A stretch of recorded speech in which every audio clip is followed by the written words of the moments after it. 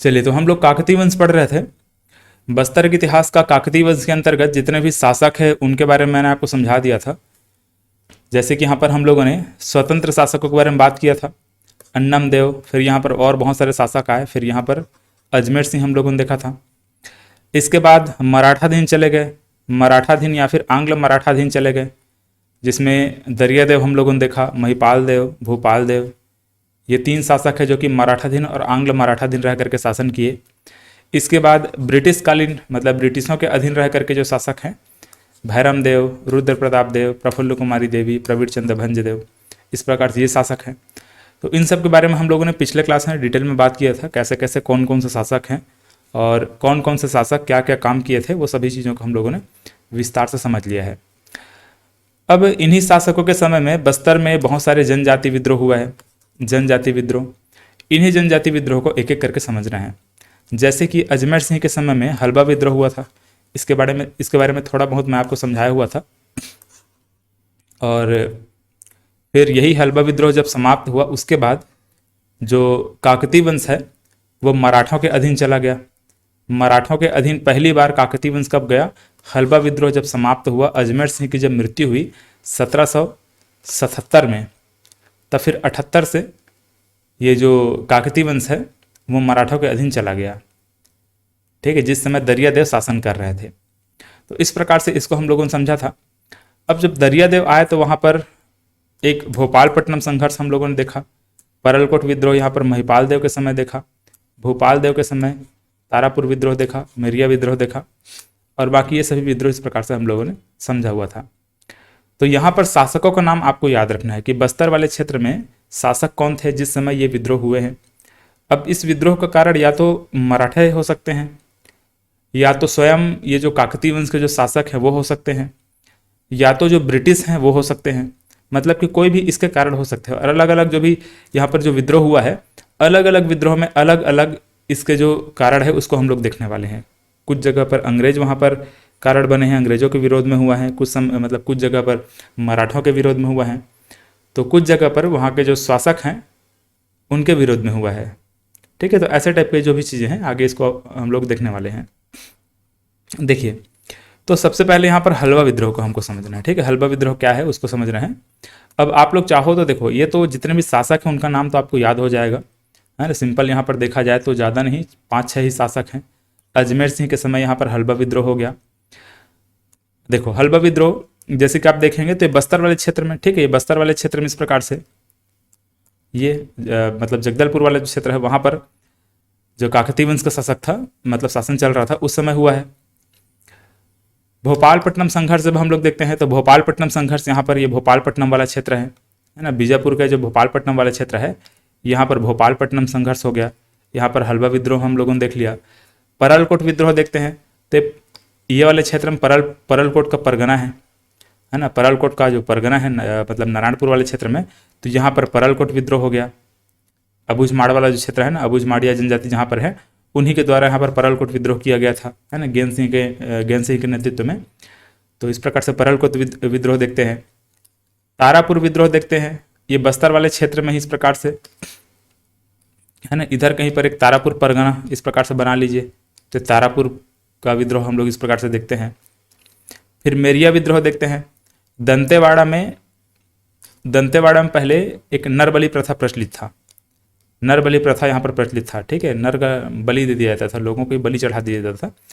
तो इस नरबलि प्रथा के विरोध में मतलब जो विद्रोह हुआ था वो हम लोग देखते हैं। हालांकि नरबलि प्रथा के विद्रोह में नहीं हुआ था, उसको रोकना चाहते थे मराठे और अंग्रेज, लेकिन वहाँ के जो स्थानीय निवासी थे वो उसको रोकना नहीं चाहते थे। नरबलि प्रथा को आगे कंटिन्यू करना चाहते थे। मतलब उन लोगों का धार्मिक जो मान्यता है, धार्मिक जो परंपरा है, उसको वो लोग हमेशा के लिए रखना चाहते थे। लेकिन अंग्रेजों और मराठों के द्वारा उसको प्रतिबंधित कर दिया गया। नरबलि प्रथा वहाँ पर प्रतिबंध लगा दिया गया। इस वजह से इस विद्रोह को हुआ। तो इसी को हम लोग यहाँ पर मेरिया विद्रोह मतलब मेरिया विद्रोह के नाम से जाना जाता है। तो इस प्रकार से दंतेवाड़ा में हुआ है मेरिया विद्रोह। फिर लिंगागिरी विद्रोह हुआ है, तो इसी बस्तर वाले क्षेत्र में ही लिंगागिरी का परगना, ठीक है, यहीं पर आप कहीं पर बना लीजिए इस प्रकार से लिंगागिरी परगना। कोई विद्रोह हुआ है, ये भी बस्तर वाले क्षेत्र में, मतलब यह जगदलपुर वाले क्षेत्र में हुआ है। मतलब कि बाकी सब विद्रोह यहाँ पर देखेंगे, बाकी सभी विद्रोह को इसी वाले क्षेत्र में हम लोग देखने वाले हैं।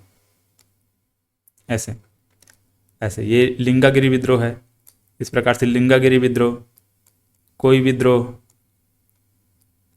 ऐसे ये मुड़िया विद्रोह फिर देखने वाले हैं बस्तर वाले क्षेत्र में ही। इसी में रानी चोरिस का विद्रोह देखेंगे, अब भूमकाल का विद्रोह देखेंगे। तो इस प्रकार से ये बस्तर वाले क्षेत्र में ही जो भी विद्रोह है वह सब हुआ है। और इस समय शासक कौन कौन से थे वो भी हम लोगों ने यहाँ पर समझ लिया। जितने भी शासक है बहुत आसानी से आप याद रख सकते हैं। सबसे ज़्यादा विद्रोह ये भैरम देव के समय में हुआ है, ठीक है, भैरम देव के समय। फिर 2 विद्रोह यहाँ पर भूपाल देव के समय हुआ है, मतलब कि भू से जो है भू भय, याद रखेंगे, भू और भय, ये दोनों के समय क्या हुआ है, ज़्यादा विद्रोह हुआ है, ठीक है। इसके समय 2 और इसके समय 4 विद्रोह। और बाकी जो विद्रोह यहाँ पर देखते हैं तो एक एक विद्रोह इस प्रकार से हमको दिखाई दे रहे हैं। तो ये ऐसे जो शासक हैं, मतलब जो वहाँ के शासक थे, जगदलपुर के जो शासक थे, काकतीय वंश के जो शासक थे, उसका नाम आपको याद रखना पड़ेगा। अब इसके बाद देखिए, आप चाहें तो इस प्रकार से हम लोग इसको एक एक करके देखने वाले हैं, तो आप इसको ध्यान से एक बार पढ़ सकते हैं, या फिर दूसरे तरीका भी बताऊंगा इसको याद करने का। जैसे एक एक ठो विद्रोह को मैं यहाँ पर समझाते हुए जाऊँगा। पहले क्या हुआ, हलवा विद्रोह हुआ है, फिर परलकोट विद्रोह है ना। परलकोट विद्रोह से पहले भोपालपट्टनम संघर्ष हुआ था, वो थोड़ा सा है, ज़्यादा कुछ नहीं है, वैसे ही उसको समझा दूंगा। और ये परलकोट विद्रोह देखेंगे और तारापुर विद्रोह। फिर इस प्रकार से हर एक विद्रोह को हम लोग एक एक करके देखते हुए जाएंगे। तो या तो आप वैसे डिटेल में मैं समझाते हुए जाऊंगा, उसको आप समझ सकते हैं, या फिर एक दूसरा तरीका और है। जैसे कि ये देखो, एक चार्ट यहाँ पर बना हुआ है, इस चार्ट के माध्यम से आप समझ सकते हैं कि कौन कौन से विद्रोह कब कब हुआ है, और उस समय नेतृत्वकर्ता कौन थे, शासक कौन थे, कारण क्या था, दमनकर्ता कौन था। इस प्रकार से सबका विशेषताएं जो भी चीज़ें हैं यहाँ पर लिखा हुआ है। तो इस चार्ट को आपको मैं पहले समझा देता हूँ, उसके बाद फिर जो भी विद्रोह आगे है उसको हम लोग देखते हुए आगे बढ़ेंगे। तो सबसे पहले हम लोग क्या समझते हैं, हलवा विद्रोह समझते हैं। इस समय अजमेर सिंह शासक थे, अजमेर सिंह शासक थे, और नेतृत्वकर्ता भी पूछा जाएगा तो अजमेर सिंह को लेना है, ठीक है। इस विद्रोह का नेतृत्वकर्ता पूछा जाएगा तो किसको लेना है, अजमेर सिंह को ही लेना है। और ये हुआ क्यों था, यह उत्तराधिकारी को लेकर के हुआ था, ठीक है। यह उत्तराधिकारी को लेकर के यह विद्रोह हुआ था, क्योंकि 2 भाई थे, अजमेर सिंह और दरियादेव, दोनों भाई के बीच में विद्रोह, मतलब कि ये जो विद्रोह है वो हुआ था, मतलब कि सत्ता को लेकर के विद्रोह हुआ था। ये जो दलपत देव थे उसके 2 पुत्र अजमेर सिंह और दरियादेव, इनके बीच में ही विद्रोह हो गया था सत्ता के लिए। तो इस प्रकार से इसको देखने वाले हैं। तो नेतृत्वकर्ता समझ में आ गया, उत्तराधिकारी की वजह से यहाँ पर यह विद्रोह हुआ था, ये भी समझ में आ गया। दमनकर्ता यहाँ पर नहीं देखेंगे, दमनकर्ता 2-4 ही नाम यहाँ पर हमको देखने वाले हैं, पेबे है, कैम्पबेल है ना। तो ये दमनकर्ता यहाँ पर दमनकर्ता नहीं देखेंगे, क्योंकि वहाँ पर तो ये जो अजमेर सिंह है वो उसको वहाँ पर मार दिया जाता है, मतलब जो मराठे हैं, अंग्रेज हैं, उनके द्वारा उनको मार दिया जाता है। आगे विस्तार से उसको समझेंगे। अजमेर सिंह की मृत्यु हो जाती है। यह विद्रोह काकतीय वंश के पतन का कारण बना, ठीक है। यह विद्रोह काकतीय वंश के पतन का कारण क्यों बना, मैं आपको समझाता हूँ। क्योंकि यहीं से, ये हलवा विद्रोह के बाद से ही यहाँ पर जो काकतीय वंश है वो मराठों के अधीन चले गए थे, है ना। मराठों के अधीन रह करके शासन करना पड़ा। ये दरियादेव की एक गलती की वजह से काकतीय वंश मराठों के अधीन चले गए, फिर कुछ समय बाद अंग्रेजों के अधीन चले गए। तो ये इस प्रकार से है। इसके बाद परलकोट विद्रोह, है ना। एक विद्रोह यहाँ पर और जो देखते हैं,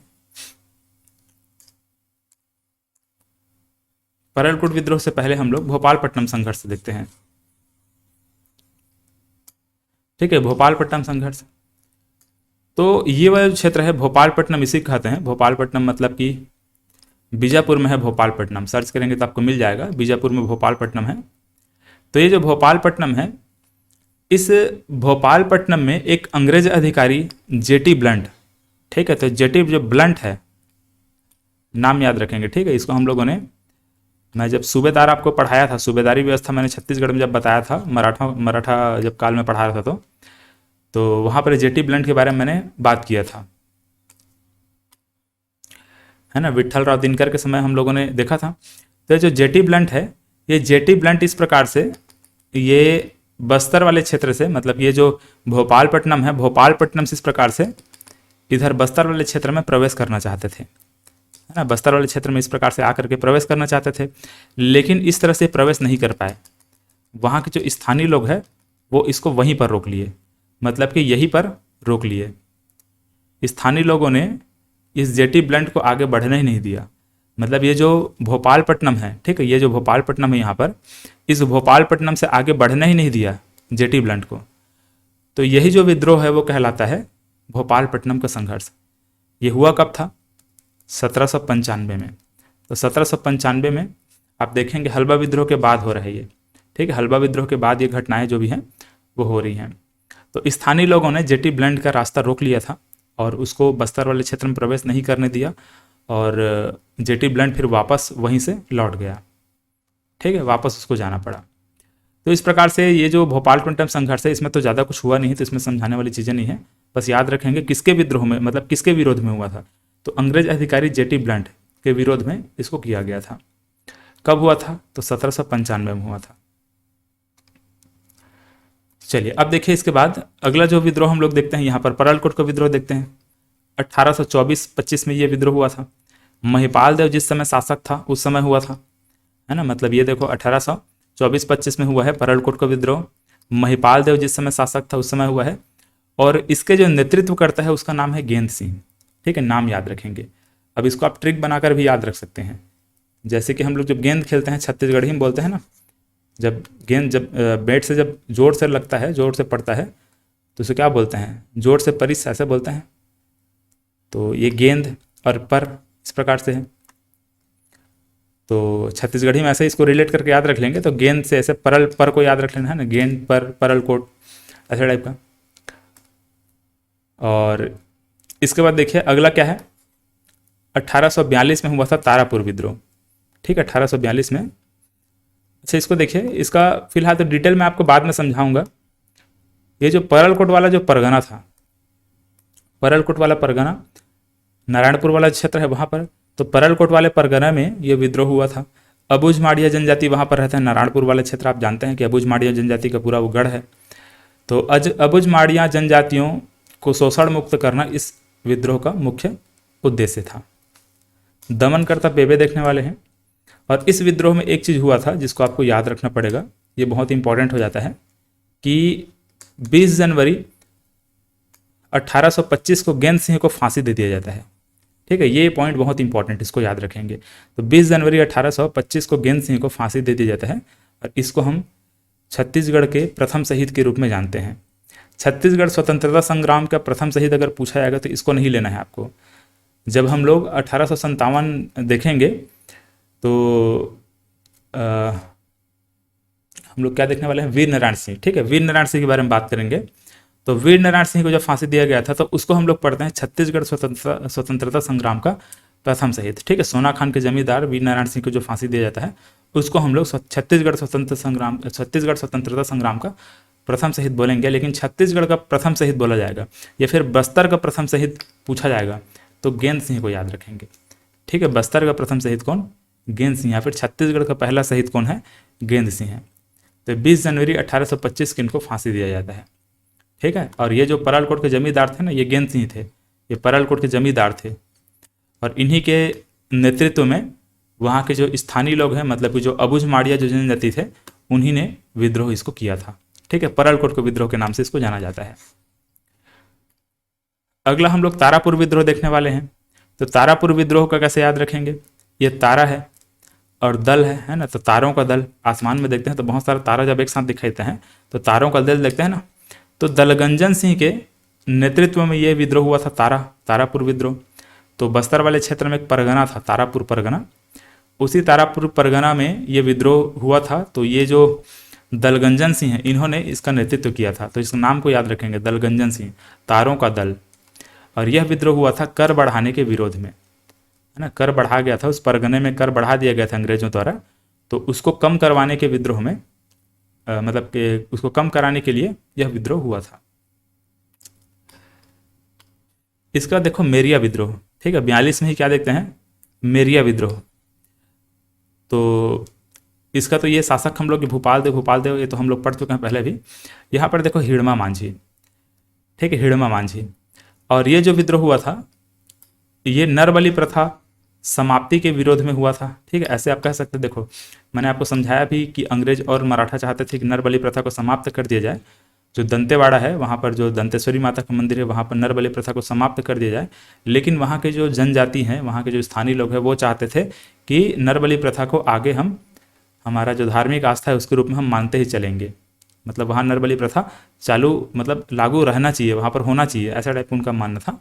लेकिन वहाँ पर मराठा और अंग्रेज उसका विरोध किए और फिर और बहुत सारी चीज़ें वहाँ पर हुई थी। वहाँ पर कुछ सेना की टुकड़ी को रख दिया गया था और उसी के विरोध में फिर वहाँ के स्थानीय लोगों ने विद्रोह किया। तो मेरिया विद्रोह, अब इसमें याद कैसे रखेंगे, देखो यहाँ पर क्या है, मांझी है ना, इसका माँ याद रखेंगे। जैसे दंतेश्वरी माता है ना, दंतेश्वरी माँ, दंतेश्वरी माँ, तो ऐसे याद रख लेंगे मेरी माँ, है ना, मेरी माँ, मेरिया है तो मेरी माँ, ऐसे याद रख लेंगे दंतेश्वरी माँ, ऐसे टाइप का इसको याद रख लेंगे। तो दंतेश्वरी माता के मंदिर में दी जाने वाली जो नर बलि प्रथा है ना, बलि प्रथा को मेरिया कहा जाता है, इस प्रकार से है। तो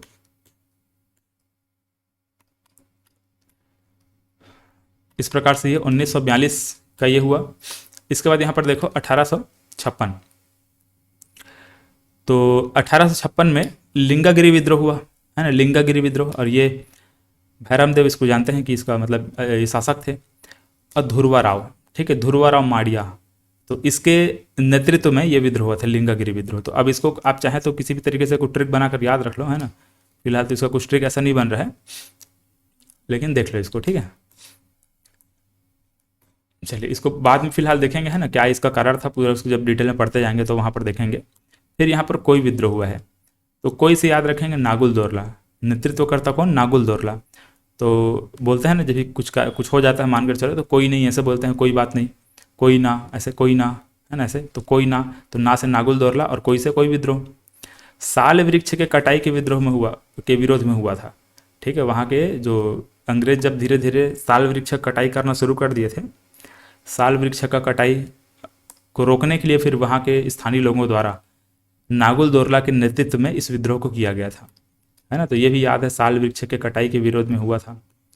नारा दिया गया था, एक वृक्ष के पीछे, एक वृक्ष के पीछे एक सिर, इस प्रकार से इसको एक नारा दिया गया था। छत्तीसगढ़ का चिपको आंदोलन के रूप में इसको जानते हैं, कोई विद्रोह को याद रखेंगे, एग्जाम में पूछा जा चुका है। 1876 में मुड़िया विद्रोह हुआ था, है ना। यहाँ पर ध्यान में रखेंगे, ये मेरिया था ना, ये मेरिया है, ये बलि प्रथा है, मतलब नर बलि प्रथा है, ये नर बलि प्रथा। जबकि यहाँ पर ये मुड़िया है, ये एक प्रकार का जनजाति है, मुड़िया जनजाति, या फिर इसी को माड़िया मुड़िया फिर मुड़िया जनजाति बोलते हैं ना। तो मुड़िया विद्रोह हुआ था, ये एक जनजाति के नाम पर है। झाड़ा सिरहा, ठीक है, ये नेतृत्व करता कौन है, झाड़ा सिरहा। तो जैसे क्या करते हैं, मुड़ी को झाड़ते हैं ना कभी कभी, जब धूल अगर लग जाए, मानकर चलो बाल में अगर धूल वगैरह लग गया है, धूल धक्कड़ अगर कुछ लगा हुआ है, तो मुड़ी को क्या करते हैं, झाड़ते हैं, है ना, सिर को झाड़ते हैं ऐसे, सिरहा, सिर में सिर, और ये मुड़ी ऐसे, या फिर ये झाड़ा, तो मुड़ी झाड़ा। या फिर यहाँ पर ऐसे याद रख लेंगे, मुड़ी को ही क्या बोलते हैं, सिर बोलते हैं, मुड़ी को ही क्या बोलते हैं, सिर बोलते हैं छत्तीसगढ़ी। मुड़ी मतलब क्या होता है, सिर होता है, तो मुड़ी और सिर ऐसे, तो झाड़ा सिरहा, झाड़ा सिरहा मुड़िया विद्रोह, ठीक है।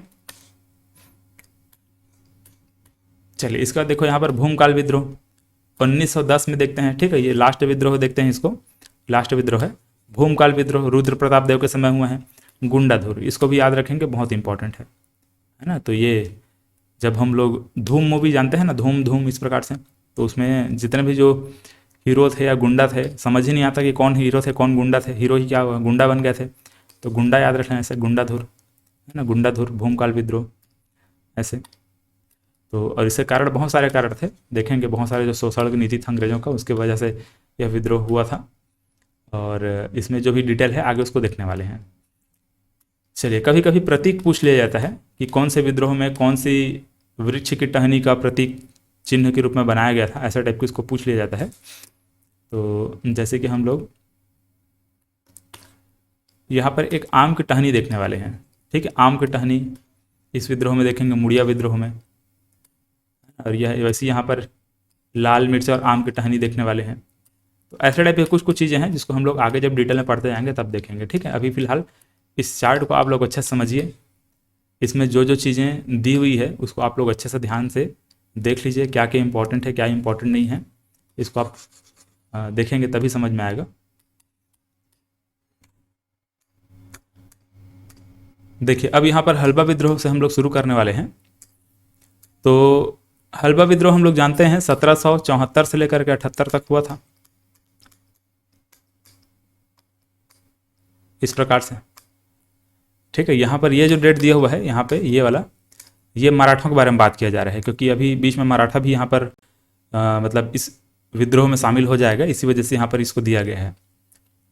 1741 से लेकर के 1854 तक मराठा शासन करते हैं, और इसी बीच में देखेंगे तो यहाँ पर ये जो विद्रोह है, हल्बा विद्रोह, वो हो रहा है। तो इसको समझते हैं क्यों हुआ था। यह विद्रोह का जो कारण था वो उत्तराधिकारी का, मतलब उत्तराधिकारी को लेकर के यह विद्रोह हुआ था, क्योंकि यहाँ पर जो दलपत देव थे, ठीक है, ये एक राजा दलपत देव थे, इस मतलब काकतीय वंश के जो शासक यहाँ पर ये वाले क्षेत्र में दलपत देव, ठीक है, जगदलपुर में। और इसके दो पुत्र अजमेर सिंह और दरिया देव। अब जब दलपत देव की मृत्यु होती है तो यहाँ पर उत्तराधिकारी को लेकर के, मतलब कि सत्ता को लेकर के दोनों के बीच में जंग छिड़ जाता है। अगला शासक बन जाता है अजमेर सिंह, क्योंकि यहाँ पर लोगों का जो समर्थन है वो अजमेर सिंह को प्राप्त था, अच्छा शासक भी था। तो अगला शासक कौन बनता है, अजमेर सिंह बन जाता है। तो अब ये बात दरियादेव को पसंद नहीं आती। दरियादेव किसी भी तरीके से अजमेर सिंह से सत्ता को छीनना चाहता है, या तो अजमेर सिंह को मार दे या फिर उसको सत्ता से हटा करके स्वयं वहाँ का राजा बनने की कोशिश ये करता है, कौन, दरियादेव। लेकिन दरियादेव अकेले कुछ नहीं कर पाता, क्योंकि यहाँ पर जो हल्बा जनजातियाँ हैं, मतलब इस वाले क्षेत्र में जितनी भी जनजातियाँ थी बस्तर वाले क्षेत्र में, तो इनका जो समर्थन था वो अजमेर सिंह को प्राप्त था, क्योंकि ये बहुत उदार किस्म के आदमी थे और वहाँ पर मतलब अच्छे शासक भी थे। तो लोगों का जो समर्थन था, लोग चाहते भी थे कि अजमेर सिंह ही शासक बन करके वहाँ पर रहे, इसलिए वो उसका समर्थन भी करते थे। तो अजमेर सिंह शासन कर रहा था। अब ये दरियादेव तो स्वयं मुकाबला नहीं कर पाएगा अजमेर सिंह का, तो किसी भी तरीके से मतलब अजमेर सिंह को मार करके या फिर उसको सत्ता से हटा करके स्वयं राजा बनने के लिए षड्यंत्र रचना शुरू कर देता है, ठीक है, ये दरियादेव। तो दरियादेव क्या करता है, अब आसपास में जो लोग हैं, आसपास में जो शासक हैं, उनसे संपर्क करते हैं कि ऐसा ऐसा बात है, अगर अजमेर सिंह को हरा करके बस्तर वाले जो साम्राज्य है, मतलब बस्तर वाले क्षेत्र में अगर मुझे आप शासक बनने में सहयोग करते हैं तो कुछ एक संधि करके आपको भी उसका जो भी बेनिफिट है वो दिया जाएगा। इस टाइप से ये लोगों को संपर्क करते हैं। तो यहाँ पर ऊपर साइड देखते हैं तो मराठा हैं, तो मराठों का सहयोग मिल जाता है ना। इधर जो मराठा है या फिर भोसला है छत्तीसगढ़ वाले क्षेत्र में, उनका सहयोग मिलता है दरियादेव को। इधर जयपुर के राजा विक्रम देव, ठीक है, जयपुर के राजा एक विक्रम देव, ठीक है, उसको याद रखना है। जयपुर में जय, जय में एक मात्रा जय वाला जयपुर है ना, ध्यान देंगे। तो ये वाला जयपुर, ठीक है। तो इधर एक जयपुर है, जयपुर एक परगना, इस प्रकार से जयपुर वाला क्षेत्र इधर। तो इधर के एक राजा कौन, विक्रम देव। तो जयपुर के राजा विक्रम देव का सहयोग मिल जाता है इसको, दरियादेव को। और इधर नागपुर के जो भोसला मतलब भोसला या फिर जो मराठा सेना है, उनका सहयोग मिल जाता है, ठीक है। फिलहाल उनका नाम याद रखने की जरूरत नहीं है। त्रयंबक अभिराव नाम का एक वहाँ पर जो सेनापति थे, उनका सहयोग मिलता है। तो चाहे तो लिख सकते हैं त्रयंबक अभिराव, या फिर नहीं भी लिखेंगे तो चलेगा। तो इधर से जयपुर के राजा विक्रम देव और इधर से भोसला या फिर मराठों का सहयोग मिल जाता है। और जयपुर के राजा जो विक्रम देव थे वो पहले ही अंग्रेजों के अधीन थे, मतलब पहले ही अंग्रेजों के अधीन जा चुके थे। इस वजह से जयपुर के राजा विक्रम देव के साथ अंग्रेज अधिकारी जॉनसन भी इस विद्रोह में शामिल होते हैं, है ना। मतलब ये दरियादेव के सहयोग करने के लिए सामने आ जाते हैं अंग्रेज अधिकारी जॉनसन, क्योंकि पता है जब दरियादेव जीत जाएगा तो आसपास वाला जो क्षेत्र है वो दरियादेव का होगा, और जब हम उसका सहयोग कर रहे हैं तो कुछ न कुछ क्षेत्र हमको एक संधि होगा, उसके तहत हमको प्राप्त हो जाएगा, ऐसे बोल करके। क्योंकि अंग्रेज चाहते भी थे अपना साम्राज्य धीरे धीरे से विस्तार करते जाए, है ना। भारत में अपना धीरे धीरे साम्राज्य विस्तार कर रहे थे, तो किसी न किसी तरीके से किसी राजा का सहयोग कर दो, किसी के ऊपर आक्रमण कर दो या फिर कुछ और कर दो। तो इस प्रकार से उनका जो भी नीति था उसको अपनाते थे। तो अब यहाँ पर दरियादेव का सहयोग तो मिल गया, किसका इसका सहयोग, और इधर का इनका सहयोग। अब इनका जब सहयोग मिल जाता है तब ये आक्रमण करते हैं अजमेर सिंह के ऊपर, ठीक है। अजमेर सिंह यहाँ पर बस्तर वाले क्षेत्र में इधर अभी शासन कर रहे हैं, तो इनका आक्रमण होता है इस प्रकार से अजमेर सिंह के ऊपर, है ना। इधर से भी इनका आक्रमण होता है इस प्रकार से अजमेर सिंह के ऊपर, और दोनों साइड से आक्रमण होता है। अजमेर सिंह यहाँ पर जगदलपुर वाले क्षेत्र में शासन करते रहते हैं, तो दोनों साइड से आक्रमण होता है। जयपुर के राजा विक्रम देव, अंग्रेज अधिकारी जॉनसन, उधर से मराठा सेना, और एक साइड से आप कह सकते हो कि ये जो दरियादेव है उनका। तो इस प्रकार से तीनों का आक्रमण इधर अजमेर सिंह के ऊपर होता है। और अजमेर सिंह के साथ कौन है, हल्बा आदिवासियाँ, ठीक है, वहाँ की जो जनजातियाँ हैं हल्बा जनजाति, उनका सहयोग प्राप्त है किसको, अजमेर सिंह को। तो वहाँ के जो स्थानीय निवासी, ये जो हल्बा है ना, हल्बा जनजाति, तो उनका सहयोग तो प्राप्त है अजमेर सिंह को। लेकिन उनका सहयोग के बावजूद भी ये जो मराठा है, अंग्रेज हैं, ये लोग ज़्यादा पावरफुल हो जाते हैं। ये इनका सामना, मतलब अंग्रेज मराठों का सामना नहीं कर पाते, ठीक है। मतलब जो अजमेर सिंह हैं वो कमज़ोर पड़ जाते हैं और अंततः अजमेर सिंह को हार मानना पड़ता है और अजमेर सिंह को वहाँ पर मार दिया जाता है, ठीक है। अजमेर सिंह को वहाँ पर मृत्यु हो जाती है इस युद्ध में लड़ते लड़ते। और ये जो हल्बा वहाँ पर जनजातियाँ थी, बहुत सारी हल्बा जनजातियों को भी बर्बरतापूर्वक मारा जाता है, बहुत सारी हल्बा जनजातियों की वहाँ पर मृत्यु हो जाती है। तो इस प्रकार से ये युद्ध चलता है और अंततः ये जो दरियादेव है ये जीत जाते हैं, ठीक है। दरियादेव क्या हो जाते हैं, जीत जाते हैं। अब जीतने के बाद इनका एक संधि होगा मराठों के साथ और अंग्रेजों के साथ, इसी को कोटपाड़ की संधि के नाम से जाना जाता है, ठीक है। यहाँ पर देखेंगे तो ये जो ये वाला क्षेत्र है, ठीक है, ये वाले क्षेत्र में कोटपाड़ नाम का परगना है, कोटपाड़ है, ठीक है। तो कोटपाड़ वाले परगने में बैठ करके संधि होता है, वहीं पर संधि करते हैं, तो इसलिए इस संधि का नाम क्या रखा गया है, कोटपाड़ की संधि रखा गया है। और इस कोटपाड़ की संधि, ये कोटपाड़ की संधि कब हुआ था इसको भी याद रखेंगे, 6 अप्रैल 1778 को यह संधि हुआ था, कोटपाड़ की संधि। अब इस संधि में 2 चीज़ें कही गई थी। पहली चीज़, मतलब पहली बात क्या कही गई थी कि ये जो मतलब भोसला या फिर जो मराठा शासक हैं, इनको 59,000 टकोली प्रति वर्ष देना पड़ेगा। किसको देना पड़ेगा, ये दरियादेव को। मतलब कि यहाँ पर अब तो ये अजमेर सिंह की तो मृत्यु हो गई है, अब यहाँ पर मतलब बस्तर वाले क्षेत्र में कौन है, अब शासक कौन है, दरियादेव है ना, दरियादेव। इस प्रकार से तो इस दरियादेव को प्रति वर्ष क्या देना पड़ेगा, 59,000 टकोली देना पड़ेगा। किनको देना पड़ेगा, मराठों को देना पड़ेगा। मतलब एक टैक्स है, एक प्रकार का टैक्स है। तो 59,000 टकोली प्रति वर्ष मराठों को देना पड़ेगा, ठीक है। कौन देगा, दरियादेव देगा। किनको देगा, मराठों को देगा, फिर भोसला को देगा। और दूसरा कंडीशन क्या रखा गया था इसमें कि जो कोटपाड़ का जो परगना है, कोटपाड़ का परगना मतलब ये वाला क्षेत्र क्या था, कोटपाड़ का परगना है। इस कोटपाड़ के परगने को जयपुर के राजा जो विक्रमदेव है उनको देना पड़ जाएगा। मतलब इधर जयपुर के राजा जो विक्रमदेव थे उनको प्राप्त हो गया क्या, ये कोटपाड़ का परगना। तो कोटपाड़ का परगना जयपुर के राजा विक्रमदेव को प्राप्त हुआ, मतलब कि अंग्रेजों को ही प्राप्त हो गया, क्योंकि अंग्रेजों के अधीन है कौन, जयपुर के राजा विक्रमदेव। तो इसमें 2 चीज़ें कही गई थी, ये दोनों चीज़ों को ध्यान में रखेंगे, ठीक है। भोसला राजा को, है ना, भोसला राजा को प्रति वर्ष 59,000 टकोली देना पड़ेगा, नजराना देना पड़ेगा, फिर टैक्स देना पड़ेगा। और दूसरा जो कोटपाड़ का जो परगना है उसको जयपुर के राजा जो विक्रमदेव है उनको प्राप्त हो गया। तो इस तरीके से कह सकते हो कि जो बस्तर वाला क्षेत्र था, इस प्रकार से बड़ा सा जो क्षेत्र था उसका कुछ हिस्सा यहाँ पर उड़ीसा वाले क्षेत्र में चला गया, मतलब जयपुर के जो राजा विक्रमदेव है वहाँ पर उनके अधीन चला गया। और दूसरा क्या हुआ कि मराठों को प्रतिवर्ष ये जो दरियादेव है या फिर जो काकतीय वंश के जो भी शासक हैं उनको प्रतिवर्ष टैक्स के रूप में वहाँ पर देना पड़ेगा, ठीक है, 59,000 टकोली देना पड़ेगा। तो अब ये कह सकते हो कि जो दरियादेव है या फिर जो काकतीय वंश के जो शासक हैं वो अब मराठों के अधीन रह करके शासन कर रहे हैं, क्योंकि प्रतिवर्ष उनको टैक्स पटाना पड़ रहा है, स्वतंत्र रूप से शासन नहीं कर पा रहे हैं, प्रतिवर्ष क्या करना पड़ रहा है, टैक्स पटाना पड़ रहा है, ठीक है। तो ये चीज़ें होती हैं। अब इसके बाद यहाँ पर कुछ चीज़ें और लिखी हुई हैं, जैसे कि हम लोगों ने क्या पर देखा कि 1778 में काकतीय मराठों के अधीन चले गए, ठीक है, ये हम लोगों ने अभी समझ लिया। 1778 में क्या हुआ, जो काकतीय वंश है मराठों के अधीन चले गए। और आगे चल करके देखते हैं कि 1818 से लेकर के 1830 तक मराठा जो थे वो अंग्रेजों के अधीन थे, ठीक है। मराठा अधीन शासन हम लोग देखते हैं ना, सॉरी अंग्रेज अधीन देखते हैं। जो मराठा थे वो 1818 से लेकर के 1830 तक के अंग्रेजों के अधीन रह करके शासन करते हैं, या फिर आप ये कह सकते हो कि जो ब्रिटिश अधीक्षक हैं उनके माध्यम से हमारे छत्तीसगढ़ में शासन होता है।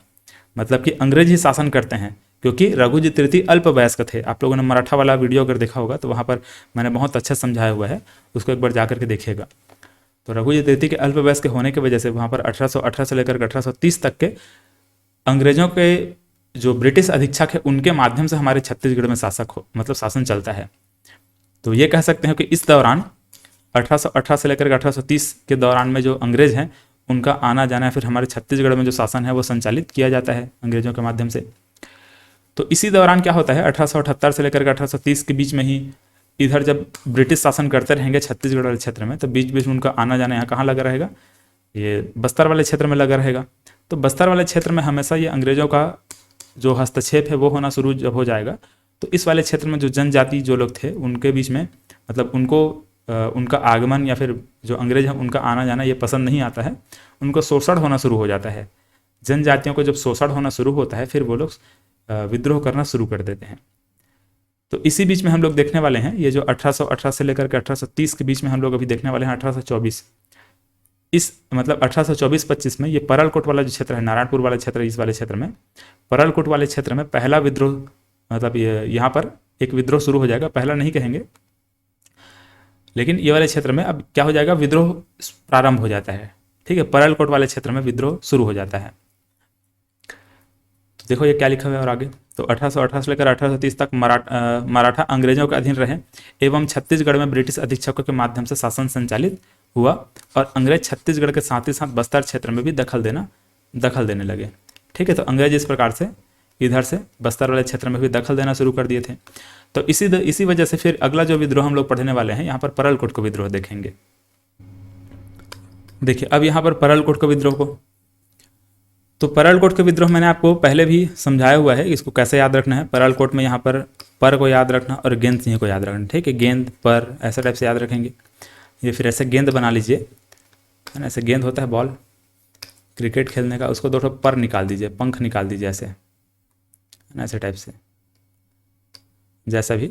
तो ऐसे याद करने का तरीका है। ठीक है, जैसे पक्षी का दो पर होता है, उसी प्रकार से इसका भी गेंद के दो पर निकाल दीजिए। तो परलकोट का विद्रोह गेंद सिंह, या फिर ऐसा भी याद रख लीजिए, कोट पहने हुए हैं, है ना, बढ़िया कोट सूट बूट पहन करके निकले हुए हैं और बच्चे गेंद खेल रहे हैं और गेंद आकर के हमारे कोट में लग गया, गंदा हो गया, ऐसा भी याद रख लीजिए। किसी भी तरीके से याद रखिए, लेकिन याद रखिए इसको। तो जो परलकोट वाला क्षेत्र है, यहाँ पर ये वाला जो क्षेत्र है नारायणपुर में, परलकोट वाला जो क्षेत्र है, इस परलकोट वाले क्षेत्र मतलब ये एक जमींदारी वाला क्षेत्र है। ठीक है, परलकोट एक जमींदारी क्षेत्र था। तो यहाँ के जो जमींदार थे वो गेंद सिंह थे, है ना, गेंद सिंह। तो परलकोट के जमींदार गेंद सिंह। अब इधर हम लोग क्या देखते हैं, काकतीय वंश का शासन है ना, काकतीय वंश इधर शासन करते रहते हैं बस्तर वाले क्षेत्र में। और काकतीय वंश के जो शासक थे महिपाल देव। तो जो काकतीय वंश के शासक महिपाल देव थे, ये महिपाल देव अपना साम्राज्य विस्तार के लिए निकलते हैं।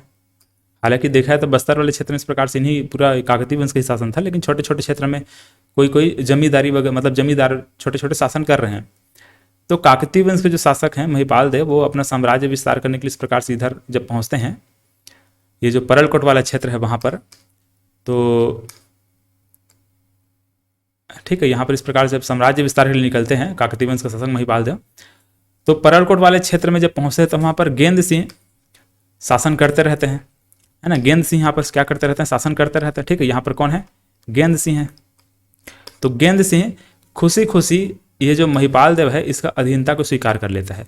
ठीक है, खुशी खुशी महिपाल देव की अधीनता को स्वीकार कर लेगा, मतलब उससे युद्ध नहीं करेगा।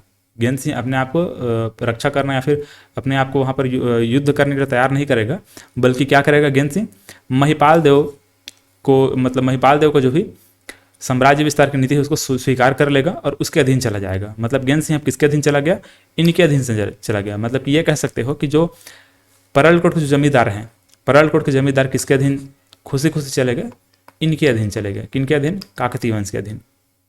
परंतु कुछ समय बाद परलकोट वाले क्षेत्र में मराठों और ब्रिटिशों का हस्तक्षेप बढ़ता गया, है ना। धीरे धीरे मैंने आपको समझाया था कि 1818 से लेकर 1830 के बीच में क्या रहेगा, अंग्रेजों के अधीन मराठा शासन रहेगा, है ना। मतलब कि 1818 से 1830 तक के हम लोग देखते हैं कि जो ब्रिटिश अधीक्षक है वो लोग शासन करेंगे, उनके माध्यम से हमारे छत्तीसगढ़ का शासन संचालित होगा। तो स्वाभाविक सी बात है कि इधर से मराठों के साथ ही साथ ये जो ब्रिटिश है उनका हस्तक्षेप बढ़ना शुरू हो जाएगा, है ना। इस प्रकार से किसी न किसी तरीके से बस्तर वाले क्षेत्र में ये हस्तक्षेप करेंगे। तो यही जो हस्तक्षेप था, ये गेंद मतलब ये वाले परलकोट वाले क्षेत्र में भी हस्तक्षेप होना शुरू हो गया। अंग्रेज जो परलकोट वाला क्षेत्र है वहां पर भी हस्तक्षेप करना शुरू कर दिए इस प्रकार से। तो ये जो हस्तक्षेप था, यह हस्तक्षेप को अब वहाँ के स्थानीय जो लोग थे वो उसका विरोध करने शुरू कर दिए। अब यहाँ पर जो स्थानीय लोग थे वो अबुझ माड़िया, ठीक है, अबुझ माड़िया जनजाति वहाँ पर रहते थे। तो अबुझ माड़िया जनजाति के द्वारा वहाँ पर विद्रोह प्रारंभ कर दिया गया और ये परलकोट वाले क्षेत्र में हो रहा है, इसलिए इसका नाम क्या पड़ा है, परलकोट का विद्रोह पड़ा हुआ है। तो यहाँ पर जो परलकोट में जो गेंद सिंह थे, परलकोट के जो जमींदार गेंद सिंह थे, उनको अंततः 20 जनवरी 1825 में फांसी दे दिया गया और ये जो विद्रोह था परलकोट का विद्रोह, उसको दमन कर दिया गया। ठीक है, इस विद्रोह को दबा दिया गया। चलिए, तो इस प्रकार से था। स्वाभाविक मतलब सिंपल सी बात है कि यहाँ पर जो गेंद सिंह थे गेंद सिंह और वहाँ के जो स्थानीय लोग थे उनको अंग्रेजों का इस प्रकार से उनका हस्तक्षेप पसंद नहीं आया, इसलिए उन्होंने विद्रोह कर दिया। और विद्रोह जब किया गया तो अंग्रेजों ने विद्रोह को दबा दिया, क्योंकि बहुत छोटा सा परगना था, मतलब छोटा सा एक जमींदारी वाला क्षेत्र था, तो ज़्यादा ऐसे बहुत ज़्यादा प्रबल नहीं थे। और वैसे भी अबुझमाड़ा वाले क्षेत्र को देखोगे तो उनकी संख्या बहुत कम भी है। तो ये विद्रोह को दबा दिया गया और अंततः जो गेंद सिंह हैं, गेंद सिंह को फांसी दे दिया गया। ठीक है, 20 जनवरी 1825 को। इसीलिए हम लोग गेंद सिंह को छत्तीसगढ़ का प्रथम शहीद के रूप में देखते हैं। छत्तीसगढ़ का प्रथम शहीद बोला जाए या फिर बस्तर का प्रथम शहीद बोला जाए, गेंद सिंह को लेना है। छत्तीसगढ़ स्वतंत्रता संग्राम का प्रथम शहीद बोला जाएगा तो उस कंडीशन में फिर वीर नारायण सिंह को लेना है। ठीक है, सोनाखान के जमींदार को, जो 1857 की क्रांति वगैरह हम लोग उसको पढ़ेंगे भी। ठीक है, 56-57 में जो क्रांति हुआ था सोनाखान वाले क्षेत्र में, उसको देखेंगे। चलिए, तो यहाँ पर ये परलकोट विद्रोह तक हो गया है। अब परलकोट विद्रोह के बाद और अगला जो भी विद्रोह है उसको हम लोग आगे डिस्कस करेंगे। जैसे कि देखो, ये परलकोट विद्रोह यह हो चुका है। अब इसका तारापुर विद्रोह, मेरिया विद्रोह, ये सबको देखने वाले हैं। ठीक है, यहाँ पर ये परलकोट विद्रोह हो गया, फिर तारापुर विद्रोह, मेरिया विद्रोह देखेंगे। अब यहाँ पर देखो, महिपाल देव अभी तक शासन देख रहे थे। परलकोट के विद्रोह में हम लोगों ने नेतृत्वकर्ता कौन देखा? गेंद सिंह हम लोगों ने देख लिया। अब भोपाल देव जब शासन करते हैं उस समय यहाँ पर देखने वाले हैं तारापुर विद्रोह। तारापुर विद्रोह में मैंने आपको क्या बताया था? तारों का दल, दलगंजन सिंह नेतृत्व करता रहेंगे। मेरिया मैंने क्या बताया था कि मैं से क्या रहेगा? मेरी याद रखना, मेरी से मेरी माँ ऐसे याद रख लेना। तो माँ से हिड़मा मांझी था, है ना, हिड़मा मांझी।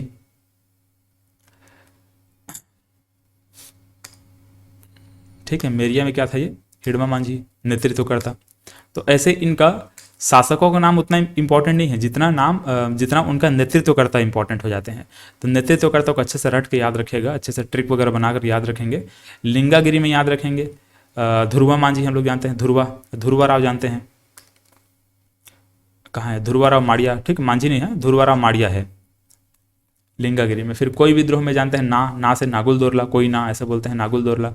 मुड़ी से झाड़ा सिर है, याद रखें, मुड़ी को झाड़ना ऐसे, है ना, मुड़ी को झाड़ा, सिर बोलो या फिर मुड़ी बोलो, वही है, तो झाड़ा सिर है। फिर रानी चौरिस का विद्रोह देखेंगे और लास्ट में भूमकाल विद्रोह देखेंगे। ठीक है, भूमकाल विद्रोह में हम लोग जानते हैं धूम याद रखना है, भूम याद रखना है। तो गुंडा जो धूम मूवी उसमें खास करके गुंडा ही थे, ऐसा याद रखना है, हीरो भी गुंडा बन गए थे। तो भूम याद रखना। ठीक है, भूमकाल विद्रोह में गुंडाधुर याद रखना। तो इस प्रकार से जो भी विद्रोह आगे हम लोग और डिस्कस करेंगे। यहाँ तक परलकोट तक हो चुका है। अगला हम लोग यहाँ पर तारापुर विद्रोह, मेरिया विद्रोह और ये जो भी अन्य विद्रोह बचा हुआ है इसको देखेंगे। चलिए, आज के क्लास में बस इतना ही, मिलते हैं अगले क्लास में।